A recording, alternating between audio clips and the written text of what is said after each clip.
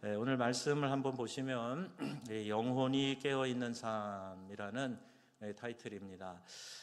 여기 이제 고난 주간을 맞이하면서 돌아보는 나의 영적인 생명선이다.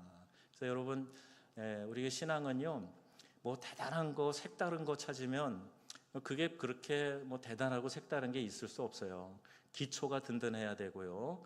그리고 가장 기본적인 것에 충실하면서 조금씩 거기서 성장시켜 나가는 거예요. 획기적인 다른 거 찾아다니면 그게 이제 이단으로 빠질 가능성이 높아지게 되는 겁니다. 그러니까 기초를 튼튼히 하시고요. 여러분 믿음 생활에서 우리가 강조하는 부분들 잘 지켜 나가실 수 있게 되기를 바랍니다. 영혼이 깨어 있기 위해서 특별히 여러분들 이 고난 주간에 이 부분을 점검하셔야 돼요. 내 영혼이 깨어 있는가? 내 영혼은 이런 영적 생명력을 유지하고 있는가? 이걸 여러분들이 잘 점검을 해 보셔야 됩니다. 오늘 중요한 말씀들이 읽어주신 본문 안에서 많이 나왔는데요. 자, 우리가 한번 스스로에게 나는 믿음이 좋은 사람인가? 한번 이런 점검을 해볼 필요가 있어요. 저는 화면을 넘겼는데 거기 안 넘어갔습니다. 다시 한번 연결을 다시 해볼까요? 오전에 저 위에서 컨트롤이 어려워서 제가 직접 하는데 화면이 안 바뀌었어요.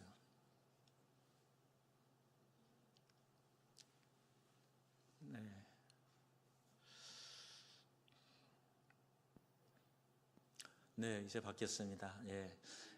우리가 이 부분을 한번 보세요. 우리 저분이 믿음이 참 좋다 이런 말 할 때 그 기준이 뭘까요? 저분은 믿음이 대단해, 훌륭해. 그러면 뭘 보고 여러분이 믿음 좋다고 생각을 하십니까? 좋은 믿음이라는 것은 관념이 아니에요. 머리로 생각하는 게 아니고요. 살아있는 움직임이 좋은 믿음이 되는 거예요. 내가 신앙생활을 하는 데 있어서 말씀이 내 삶에 영향을 주고 있는가? 그래서 살아있는 움직임이 내 삶 속에서 일어나고 있는가? 이걸 보면 그런 사람은 믿음이 좋은 사람 이렇게 이야기합니다. 목소리를 쫙 깔고요, 뭐 건건하게, 뭐 거룩하게, 뭐 이렇게 성경책 들고 다니고, 뭐 그게 믿음의 척도가 아니에요. 표면적인 신앙이라는 말을 하는데 말 그대로 보여지는 거를 이야기하죠. 보여지는 거. 그래서 교회에 출석한 연수가 얼마나 되느냐, 그 중요한 거긴 하지만 여러분 이게 믿음의 척도는 아닙니다. 그리고 부여받은 직분이 뭐냐, 그리고 교회에 대한 이 관념적인 어떤 여러 교리에 대한 관념적인 것들, 이런 것들이 보여지는 면이기는 하는데요. 이게 신앙을 점검해주고 확인해주는 그런 말은 아니다. 그래서 살아있는 신앙이 중요한데요. 이 살아있는 신앙, 역동치는 것 같은 파도 같은 이제 그런 주파수 같은 그런 그림이 이렇게 선택이 됐는데, 어떤 게 살아있는 신앙이냐? 말씀을 묵상하고 그리고 기도하고 또 그 뜻을 삶에서 실천하는 생명력 있는 움직임, 이게 살아있는 신앙이라는 거예요. 자, 여러분, 내가 말씀 묵상도 하고 기도 생활도 하고 또 그 주신 말씀 하나님의 뜻을 생각하면서 내 삶에서 실천하고 있느냐, 이게 살아있는 신앙의 아주 전형적인 특징입니다. 그래서 이런 질문을 한번 하는데요. 여러분, 이 질문을 한번 같이 읽어보실까요? 당신의 신앙은 현재 역동적이고 움직이고 있습니까? 멈춰 있습니까? 자, 여러분 스스로에게 하신 질문이에요. 내 신앙이 지금 움직이고 있는가? 역동적인 신앙이냐? 아니면 그 자리에 멈춰 있는 신앙이냐? 이걸 한번 점검해 보시자는 겁니다. 자, 육체와 영혼을 관통하는 동일한 생존 법칙이 있는데요. 몸이 어떻게 이 생명을 유지하느냐를 보면 영혼이 어떻게 생존해 가느냐와 유사점이 있어요. 자, 일단 몸이 에너지를 공급받아야 되죠. 어떻게 해요? 뭘 통해서 에너지를 공급받아요? 양식 먹어야 되는 거예요. 먹어야 사는 거예요. 그래서 우리의 육체의 생존은 하루 세끼 규칙적인 식사를 합니다. 밥을 먹어야 힘을 내요. 연세가 드시면 드실수록 이 에너지가 들어가지 않으면 몸에 기운이 없고 힘이 없고 그래요. 그래서 배고프면 짜증이 나고 힘들어지고 그러죠. 같은 원리로 우리 영혼이 생존하기 위해서는 영의 양식을 먹어야 되는데, 영의 양식이 뭐로 알고 계시죠? 하나님 말씀이에요. 그러니까 말씀이 내 안에 들어오지 않으면 영적인 굶주림, 배고픔, 그래서 거기에 일어나는 현상이 짜증입니다. 짜증. 교회에 와서 짜증 많이 내는 사람은요, 영의 양식을 못 먹어서 그래요. 짜증이 나는 거예요. 그냥 영의 양식이 내 안에 충분히 들어오지 않으니까 배고프니까 짜증을 내는 거예요. 자, 생명을 유지하기 위해서 우리가 먹기도 해야 되지만 숨을 쉬어야 되잖아요. 영혼의 호흡이 있어요. 영혼의 호흡 중요하지요. 우리의 몸도 이 폐로 숨을 쉬어야 되는데 산소가 들어와서 그 산소가 우리의 피를 따라 돌아야 되잖아요. 단 1분도 이 숨을 멈출 수가 없어요. 물론 1분 견딜 수는 있겠지만 조금 있으면 이제 몽롱해지고 의식을 잃고 죽게 되고 이제 그러는 거잖아요. 숨을 쉬어야 됩니다. 마찬가지로 하나님과 우리가 끊임없이 교제하면서 영의 호흡을 하는 거. 자, 이게 뭘까요? 이게 기도하는 거죠. 그러니까 말씀과 기도, 이거 다 들은 얘기인데 여러분 그렇게 생각하십니까? 아니요. 말씀과 기도는요, 우리의 신앙생활의 가장 기본이고요. 이거는 우리의 믿음 생활을 유지하는데 영적 생존을 위해서 뗄래야 뗄 수 없는 아주 중요한 부분이다 하는 거예요. 자, 밥을 굶으면 배고픔을 느끼고 숨을 참으면 고통스럽듯이 영적인 양식과 호흡이 끊어지면 내 영혼이 이 즉각적인 위기 신호를 보내야 하는 것이 정상입니다. 큰일 났다 지금 숨을 못 쉬고 있잖아 너. 큰일 났다 너 지금 그렇게 안 먹고 있으면 너 어떻게 쓰러져. 이렇게 우리에게 사인을 보내고 있어요. 며칠간 말씀을 읽지 않아도 배가 고프지 않다? 여러분 그거는요 가장 큰 위기입니다. 내가 지금 영의 양식을 섭취하지 못하고 있는데 성경을 읽지도 않고 묵상하지도 않고 설교를 들어도 다 튕겨나가고 마음속에 들어오지 않고 이거 굉장히 위험한 현상이거든요. 그런데 그래도 아무런 느낌이 없다.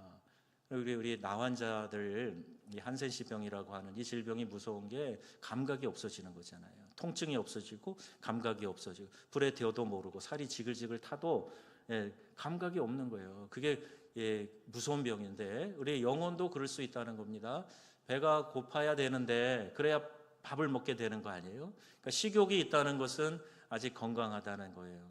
그런데 그걸 배고픔을 느끼지 못해요. 아모스 8장 11절 말씀, 여기 있는 말씀 같이 읽어보겠습니다. 주 여호와의 말씀이니라. 내가 기근을 땅에 보내리니 양식이 없어 주림이 아니며 물이 없어 가람이 아니요 여호와의 말씀을 듣지 못한 기갈이라. 아멘. 말씀을 듣지 못하면 영적인 갈증에 빠지게 됩니다. 말씀을 듣지 못하는 기갈, 여러분 이걸 우리가 깨달아야 되고요.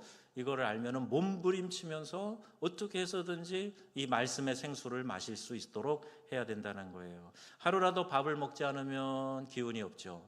우리 연세 드신 분들 더 그러시다고 그랬는데요. 저희 어머니가 지난 며칠 전에 목요일 날 또 이제 식사하러 나갔는데 조금 시간이 늦어졌어요. 그랬더니 배가 고프니까 만사 귀찮으신 거예요. 보청기 좀 고친다고 가는데 그 시내 멀지도 않잖아요. 그런데 야 멀다. 왜 이렇게 뭐냐. 밥 먹고 갈 걸 그랬다. 그게 몇 번이나 하시더라고요. 그래서 이제 일을 빨리 되도록 서둘러서 보고 이제 우리 그 집사님이 운영하는 순댓국집 가서 먹었는데 밥을 다 마르셔갖고 한 그릇을 다 드셨어요.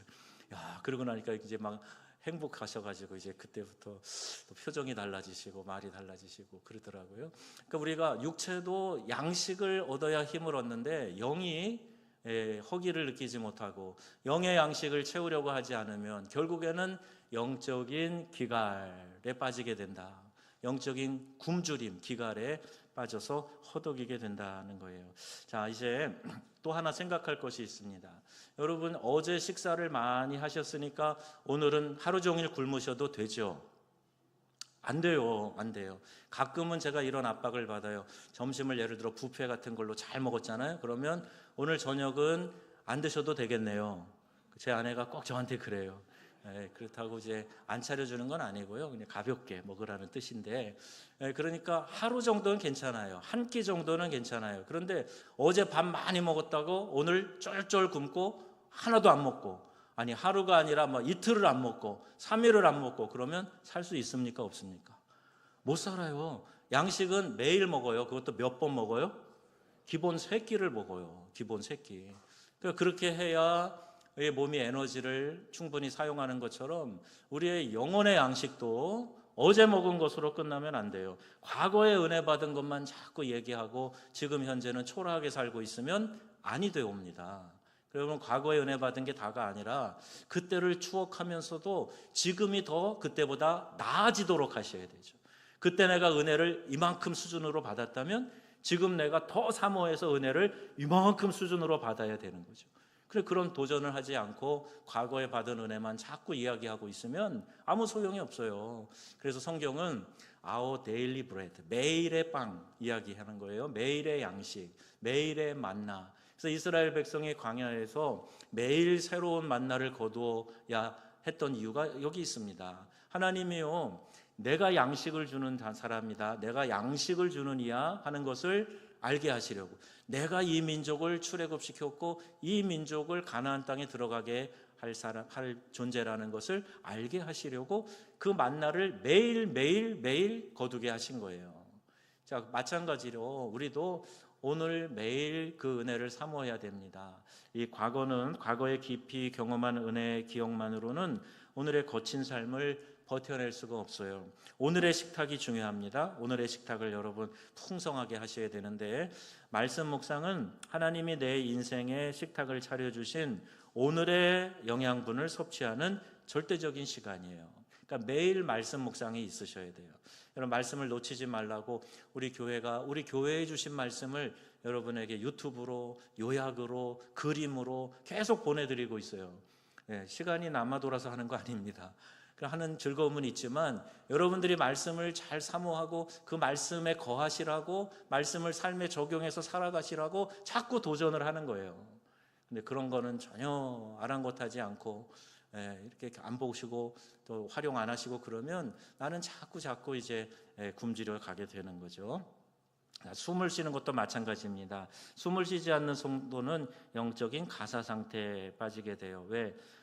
우리가 기도하는 것이 영혼의 호흡이기 때문에 그래요. 영의 양식이 말씀이라면 영의 호흡은 기도다. 그래서 기도가 멈춘 삶은 생명이 멈춘 것과 같습니다. 숨 쉬지 않는데 어떻게 정상적인 삶을 살 수가 있겠어요? 숨이 잘 쉬어져야 운동도 할 수 있고 그런 거죠. 천식이 있으신 분들이 있는데 참 고통스러우시잖아요. 내가 호흡을 쉽게 하는 것이 얼마나 큰 은혜인가, 감사한 일인가 하는 걸 생각하게 되는데요. 예수님의 호흡법이 있어요. 예수님도 기도로 호흡을 하셨어요. 어떻게 하셨는가? 여기 보시면 새벽 미명에 일어나셨어요. 그리고 한적한 곳에 가셔서 기도하셨어요. 또 산에서 밤을 새우며 기도하셨어요. 예수님은 이렇게 기도하면서 영혼의 호흡을 하셨던 분이시라 이 땅에서도 동일하게 시험을 받으셨으나 죄는 없으시다. 히브리서 기자가 이야기한 것처럼 그런 완전한 삶을 사셨습니다. 여러분, 승리의 삶을 사시기를 바랍니다. 그러려면 예수님처럼 기도로 호흡하는 삶을 사셔야 돼요. 특별히 이제 이번 한 주간은 특세로 우리가 보냅니다. 예수님이 기도하셨듯이 나도 주님의 고난에 동참하기 위해서 함께 기도합니다. 자, 이런 마음으로 여러분 새벽을 사모하고 나오시면 좋겠어요. 하나님의 아들이신 예수님조차 기도의 호흡 없이는 사역하지 않으셨는데 하물며 우리가 어떻게 기도하지 않으면서 아무 문제 없다고 할 수 있어요? 기도하지 않으면서 나는 넘어지지 않는다, 이거 자부하는 건 그건 만용이지 절대로 믿음이 아닙니다. 자, 겟세마네 밤에 기도의 실패는요 곧 인생의 실패로 이어지는 것을 보게 되는데, 베드로와 예수님을 통해서 우리가 비교해 볼게요. 베드로, 안드레, 요한, 우리가 두 번에 거쳐서 말씀을 드렸는데 깨어 기도하라, 나와 함께 깨어 기도하라, 예수님 말씀하셨잖아요. 나는 마음이 괴로워 죽게 되었으니 너희가 이곳에서 나와 함께 깨어 기도하라. 그러면서 육신은 약하다, 마음은 원이지만 육신이 약하구나, 이렇게 얘기하셨어요. 또 시험에 들지 않게 깨어 기도하라, 이렇게 말씀하셨어요. 자, 너희가 한시도 나와 함께 깨어 있을 수 없더냐. 예수님이 이런 답답한 마음으로 이야기하셨는데도 불구하고 쿨쿨 잡니다.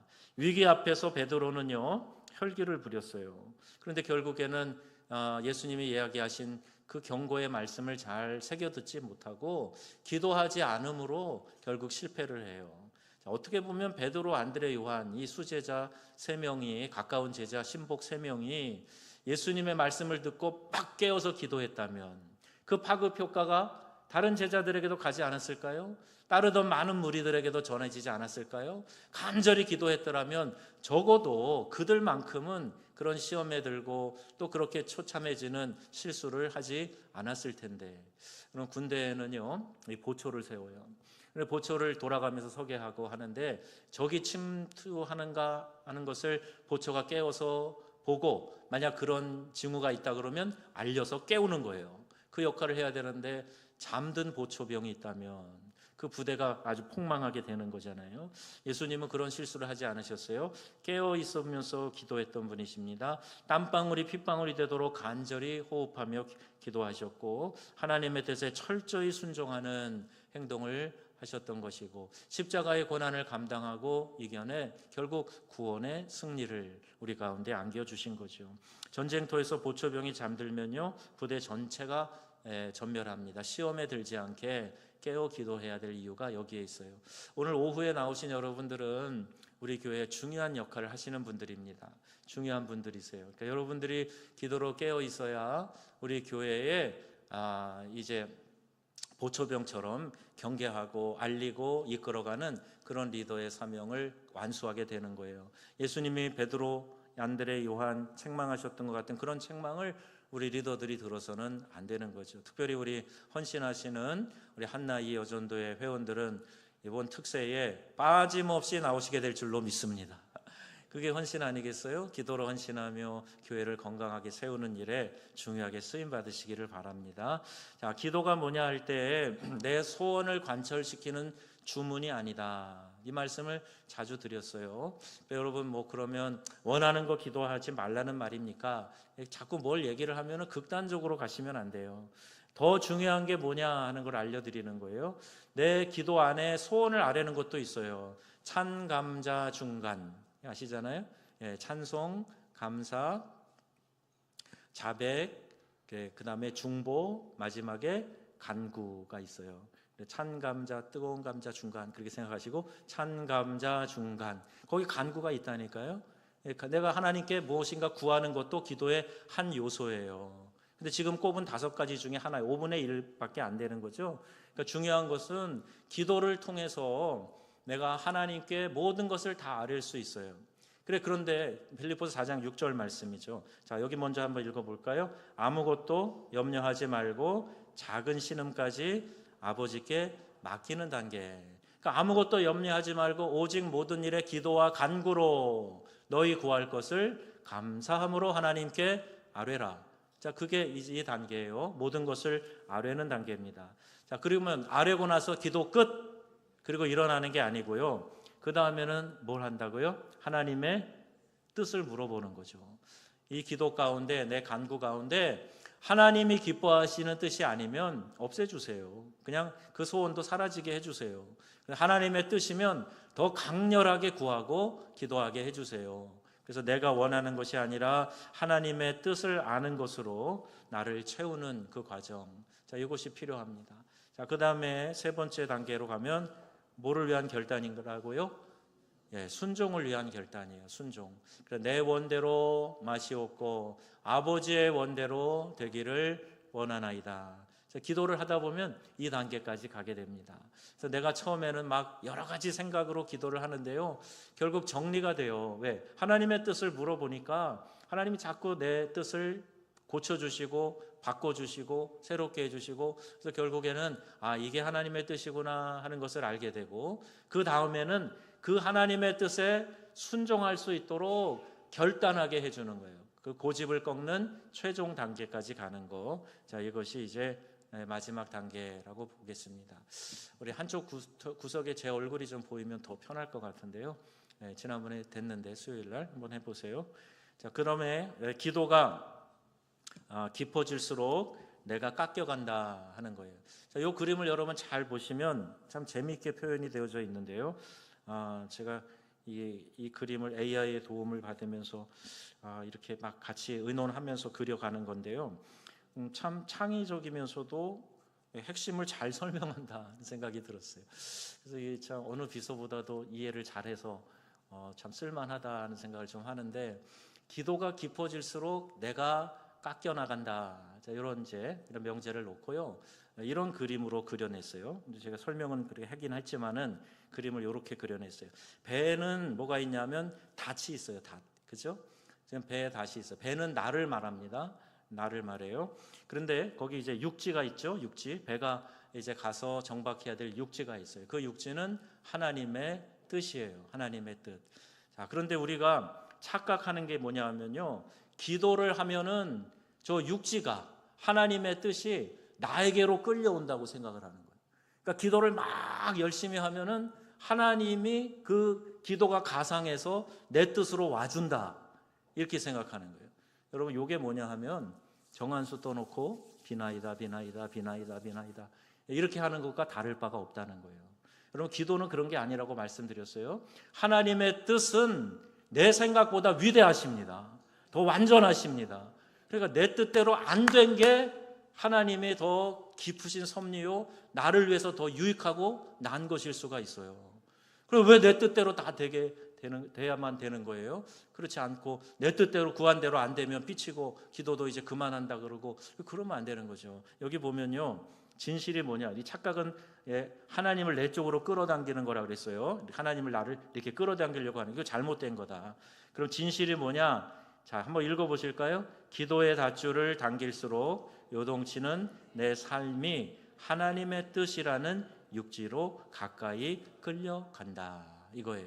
닻을 하나님에게 딱 박아놨어요. 그러니까 기도하면서 하나님과 가까워지면 가까워질수록 그분의 뜻을 더 많이 이해하고 알게 되므로 내가 하나님의 뜻에 더 가까이 다가가게 된다는 사실이에요. 여러분, 이게 기도가 주는 유익입니다. 이런 기도를 드리시는 우리 명성의 가족들 되시기를 바랍니다. 기도의 진정한 목적은 내 고집을 꺾고 변함없이 하나님의 뜻에 나를 맞추는 거, 하나님의 뜻에 나를 맞추는 거. 자, 이것이 기도예요. 여러분, 이번에 특세 기간에 이 목적을 정하세요. 그래서 여러분의 소원도 아래시되 그러나 하나님의 뜻에 나를 맞추겠습니다 라는 전제를 가지고 여러분 기도하시면 놀라운 역사가 일어나게 될 줄로 믿습니다. 자, 이제 십자가 위에서도 예수님이 고난의 기도를 드리셨어요. 한번 생각해 보세요. 십자가 위에 달려 계신 예수님, 여러분 같으면 그 상황에서 기도가 될까요? 저 같아도요, 좀 불편하거나 짜증나거나 그러면 기도가 쉽지 않아요. 그런 감정을 삭혀내느라고 많은 노력과 시간이 필요합니다. 그리고 나서야 내가 하나님과 가까워지면서 이 심령이 평안해지고 그리고 가벼워지는 그런 걸 경험하게 돼요.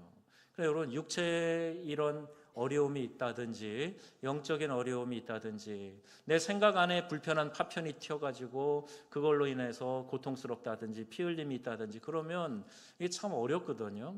그래서 예수님은 십자가상에서요 대못을 박으셨어요. 그리고 옆구리에 창도 받으셨죠, 죽으신 후에. 그리고 가시면류관을 쓰셨어요. 그 고통의 상황에서 예수님이 기도하셨는데 그 십자가상에 7마디가 있잖아요. 7마디. 그 중에서 3마디가 기도예요. 그 기도. 우리가 오늘도 이제 여러분에게 나눠드린 것에도 나오는데요. 이제 내일부터 고난주간이 시작이 됩니다. 예수님은 마지막 십자가에 달리신 그 극한의 고통과 또 죽음의 순간에서도 영혼의 호흡인 기도를 결코 멈추지 않으셨다는 거예요. 그 상황에서도 예수님은 기도하셨어요. 자, 여러분, 한 가지 제가 확신 있게 말씀드리는 것은 여러분이 기도하기 어려운 상황에 역부로 막 기도하시잖아요. 그러면 하나님이 그 기도를 도와주세요.